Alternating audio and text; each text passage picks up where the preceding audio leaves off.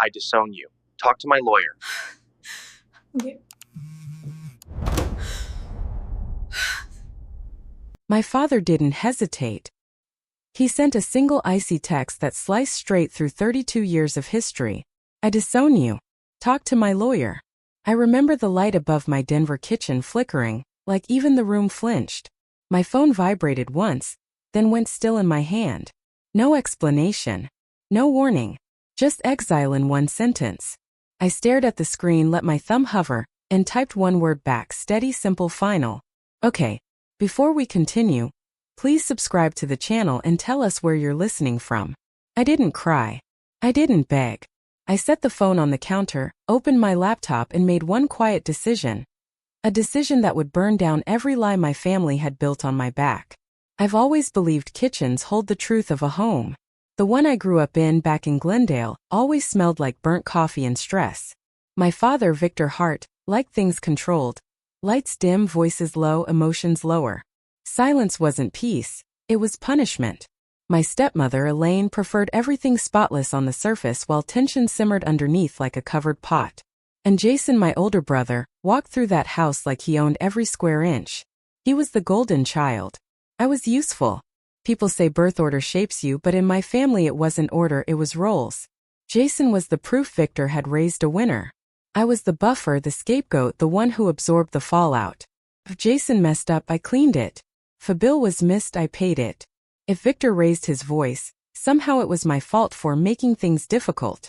By the time I left for college, I thought distance would fix it. It didn't. It just made me more efficient. From Denver, I became the daughter who wired money, just until things got better. The responsible one. The one who always had just enough to patch the holes in their sinking ship. For years ago, Victor called me, crying. That was new. I had never seen my father cry, not once, not even at funerals. His voice shook as he told me the Glendale house was days from foreclosure.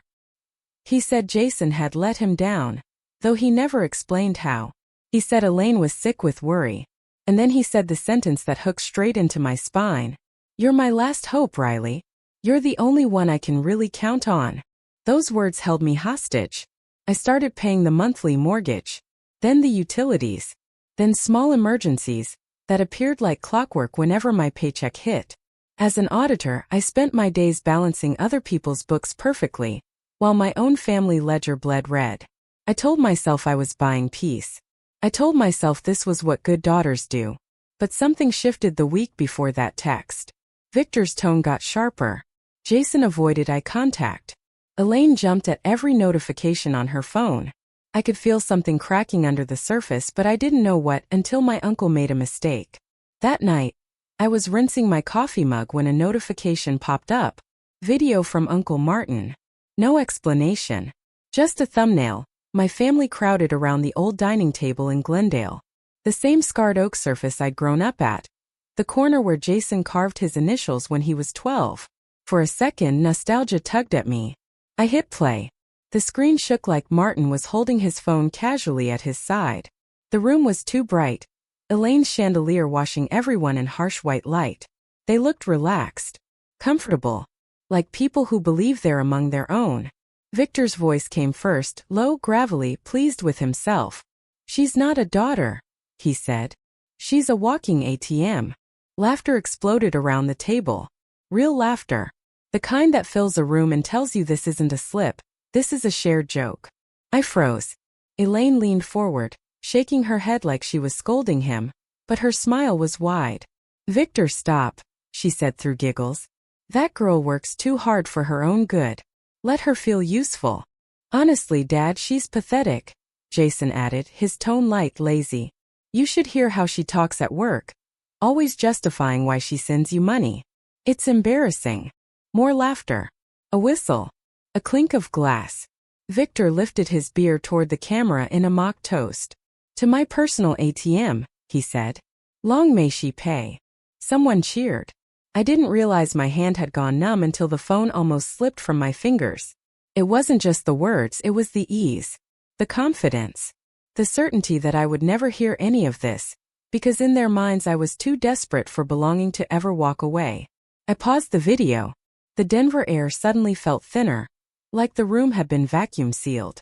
For the first time in my life, I didn't feel sad. I felt awake. I replayed it, this time watching their faces, the relaxed shoulders, the casual cruelty. No guilt, no hesitation. This wasn't a moment of weakness. It was a system. I stepped out onto my apartment balcony, letting the sharp night air bite my skin. Denver's lights shimmered below, cold and distant. I braced my hands on the railing and let reality slot into place like a spreadsheet formula, finally calculating correctly. They weren't struggling. They weren't grateful. They were planning. And I had been funding the plan. When I walked back inside, my phone buzzed. A new text from Victor, landing right over the paused frame of his smug toast. I disown you. Talk to my lawyer. My chest didn't tighten. My eyes didn't burn. I recognized it for what it was. Not punishment but strategy. He thought I'd seen something. He thought he could cut me off before I disrupted the system. They thought they were in control.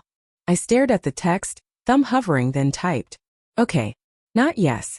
Not why. Just okay. A full stop. A closing door. Promise. I set the phone down and opened my laptop. The familiar banking portal loaded. Blue and white interface blinking into life. The numbers appeared, and with them something inside me clicked. This wasn't emotional anymore. It was procedural. Step 1, mortgage support. 4 years. 48 payments. Everyone in my name. I hovered over the automatic transfer and hit cancel. A pop-up asked, "Are you sure?" Yes. I whispered into my quiet kitchen. Step 2, utilities. Electricity. Water. Internet. All linked to my card. Click. Click. Cancel. Cancel. Step 3, emergencies. The monthly, we just need a bit of help transfers. Jason's sudden crises. Elaine's medical expenses that never came with receipts. Stopped. Every single one. Then I opened a blank document and typed a simple title. Hart Family Payments, Riley. No drama. No commentary. Just dates, amounts, descriptions. Line after line of money I'd poured into a house that never felt like mine. Watching the list grow was like staring at an X-ray of a fracture I'd been walking on for years. My phone buzzed on the counter, Elaine first, then Jason. The mortgage is due tomorrow. Don't make this harder. You better not be being dramatic right now. Delete. Delete. They thought I would fold like I always had. But I wasn't spiraling. I was done. And I was just getting started. By the next morning, the ripple effects had already started. I checked their mortgage portal out of pure habit. For the first time in 4 years, the payment field glowed red. Payment failed, account past due. I stared at it for a long moment, not with panic but with a strange, quiet relief.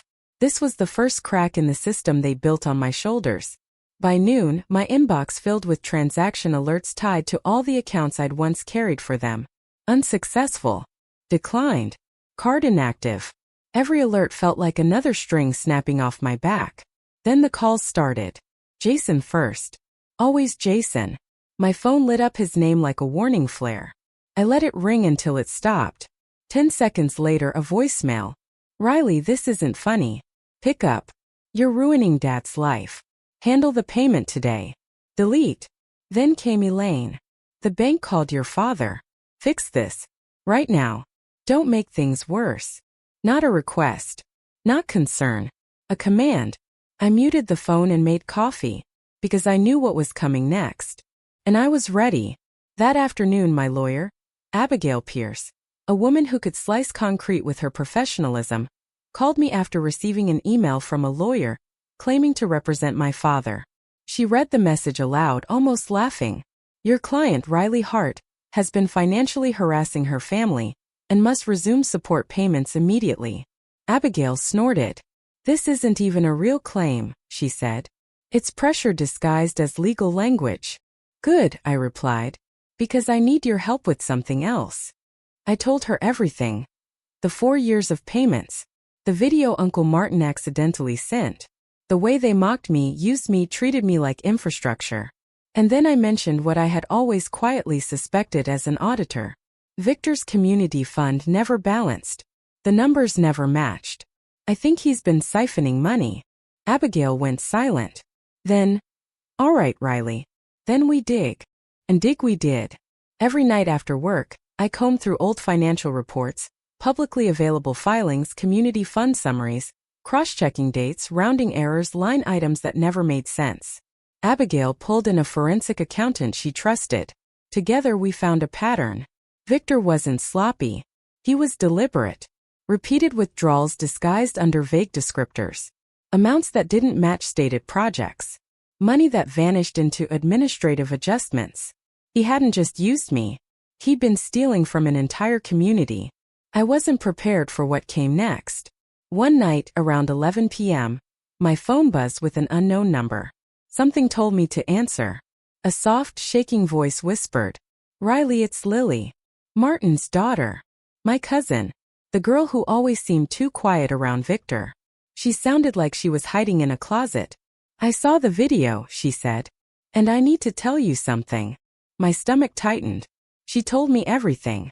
When she was 17, Victor cornered her during a family barbecue. She screamed. Elaine dismissed it as a misunderstanding. She'd been silenced for years. "I'm so sorry," Lily whispered. "I didn't know who else to tell." My throat closed. It hit me then, this wasn't just financial abuse. Victor was dangerous. 2 days later, around sunset, someone pounded on my Denver apartment door. 3 heavy knocks that rattled the frame. I opened it and found Victor standing there. But not the Victor the first grew up with. Not the confident, sharp-shouldered man who controlled every room. He looked small. Faded. Like someone had drained all the color from him. "Riley," he rasped. "We need to talk. Please." His voice cracked. "They're talking about legal action. The fund board is asking questions. People are saying things. Fix this. You're the auditor. Tell them it was a misunderstanding." I let silence fill the hallway until he shifted, uncomfortable. "You owe me," he said suddenly, voice rising. "After everything." I reached behind me and grabbed the folder I prepared. I handed him a single sheet of paper. His hands shook as he scanned the page. The flagged transactions, the summary of potential misconduct, the names of the investigators already reviewing the case. His breath hitched. What is this?" "A summary," I said calmly, "of what they already know." He looked up at me, panic turning his face gray. "You did this." "No," I said quietly. "You did." His mouth opened, closed. He tried again. "Riley, please." "I didn't mean." "That," I said, "is the problem. You never do." I stepped back. "You disowned me. Remember?" His face crumpled like paper. I closed the door before he could answer. On the other side, I heard a faint broken sound escape him. That was the moment his world collapsed, not because I destroyed anything but because I finally stopped holding it up. Within a week, the Community Fund Board launched a full internal investigation. Victor was removed from all leadership duties. Members demanded explanations. Quiet questions turned into loud accusations. Screenshots circulated online.